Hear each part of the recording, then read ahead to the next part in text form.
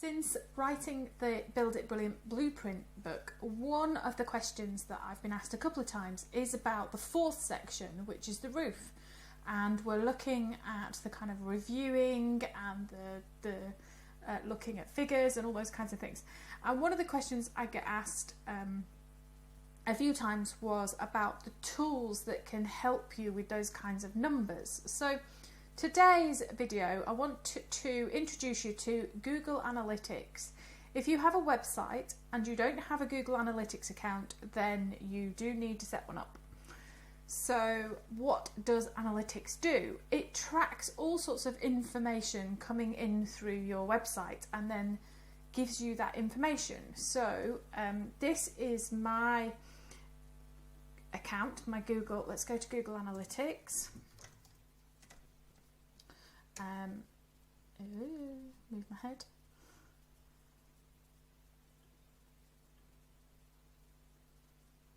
So I'm signed in as Build It Brilliant. So the first thing that you will need is a Google account. If you haven't got one, go to Google and set one up. If you have already got one, then you can just use your Google account to set up your Google Analytics.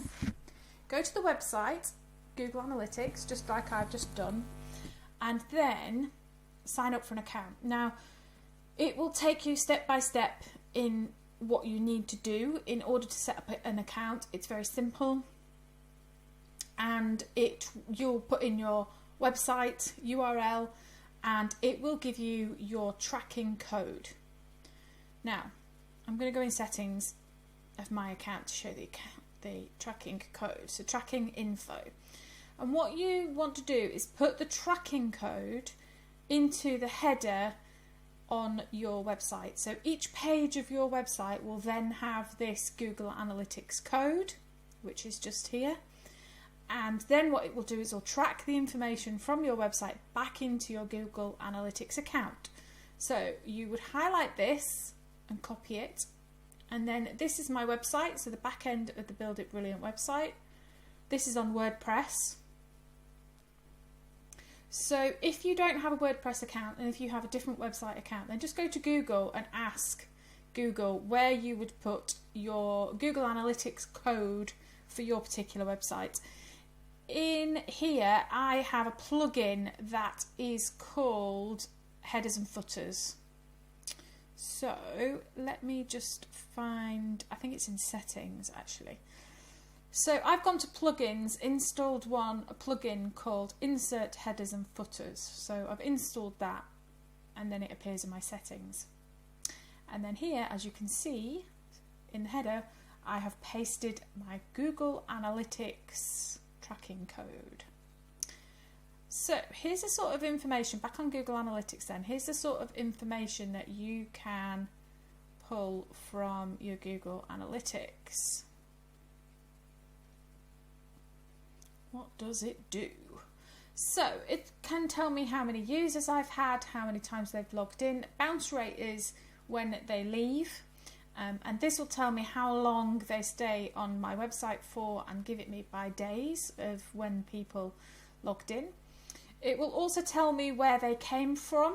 So most of my website clicks come from social, rather than kind of an organic search or some other way, but it will tell me how many people have come from social. So 39 people went to my website on that day from social media. So that could give me an idea that a post that I did on social media was really good. I could go and have a look and see what that is. It can also tell me which pages of my website, I'm going to have to keep moving my head, users by day, time, which is really good, because then you can look when the most amount of users are around and schedule your updates and things like that around those times, which country, whether they're on mobile or desktop, for example, and which pages of your website have been visited the most. So this one with just the dash is your home page. So it can kind of tell you which pages on your website are doing well. Over time, the more the bigger the audience that you get with Google Analytics, then obviously the more information it will give you about those particular, you know, people and things like that. But we can start to get some information here around the people who visit your website, how long they stay for, the demographics, their interests, and this can do really well. You can see ages for narrowing down your advertising spend, looking at your keywords. So at the minute I haven't got it set up for site search, but you can set up Google Analytics for site search, and then it will tell you the kinds of things that people are searching for, and that's really good to find out your SEO keywords, all those kinds of things. So there's loads and loads of things that you can do with Google Analytics, and it will tell you all sorts of things about the people that are visiting your website. So here we've got some categories here, you know, what they're interested in. So all the information just gives you lots of honing. So when we first start off a website, you don't really know about the people that are visiting, and then all this does is then give you more and more information. So set yourself up a Google Analytics account and let it work away in the background, telling you more and more about your audience, so then you can review what you're doing and just get better and better and better at it.